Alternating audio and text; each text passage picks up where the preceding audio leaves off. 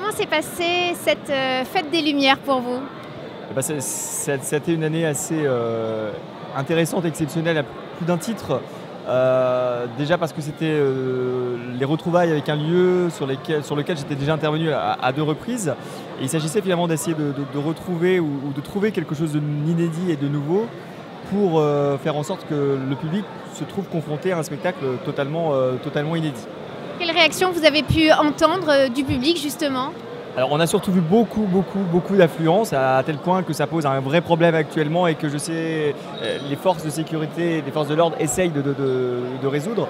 Mais ça a été un spectacle, je dirais, qui est apprécié dans son instantané ou dans son émotion instantanée. C'est quelque chose qui parle aux gens. Alors l'idée du spectacle était finalement assez simple, c'était de jouer avec des intérieurs cachés de la cathédrale pour les dévoiler sur cet extérieur.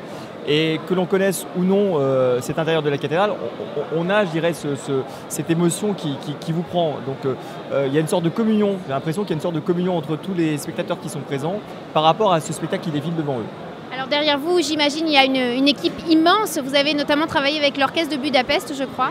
Alors la musique qui a été d'ailleurs enregistrée, déjà parce que j'ai été arrivé de la composer tard, et deuxièmement parce que l'orchestre était pas disponible dans les délais qui étaient possibles. On a eu d'ailleurs des petites frayeurs sur la fin parce que l'enregistrement a été effectué il n'y a qu'une dizaine de jours pour les derniers morceaux.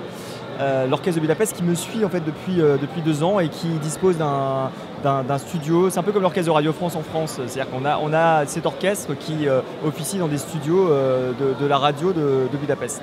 Alors j'imagine en tant qu'artiste de participer à la Fête des Lumières, c'est beaucoup de joie mais aussi beaucoup de pression, non? Alors c'est beaucoup de pression, c'est aussi une pression qu'on se donne parce qu'on a envie de donner le meilleur de soi-même dans ce type de spectacle. Il y a, je dirais, une part importante, je dirais, entre ce que l'on veut faire en tant qu'artiste et ce que l'on veut donner, et ce qu'on veut donner à un public, je dirais, dont on sait que c'est un public très familial. Il ne faut pas se tromper, je dirais, de format de spectacle. Il faut pouvoir toucher le cœur des gens à la fois dans la simplicité, parfois dans l'extravagance, dans quelque chose d'extraordinaire au sens propre du terme. Et ça, c'est vraiment tout le challenge. Et la pression, elle est finalement de savoir si au soir de la première, le public va réagir, je dirais, positivement et va comprendre ce qu'on a voulu donner. Est-ce qu'il y a un autre monument à Lyon que vous aimeriez mettre en lumière?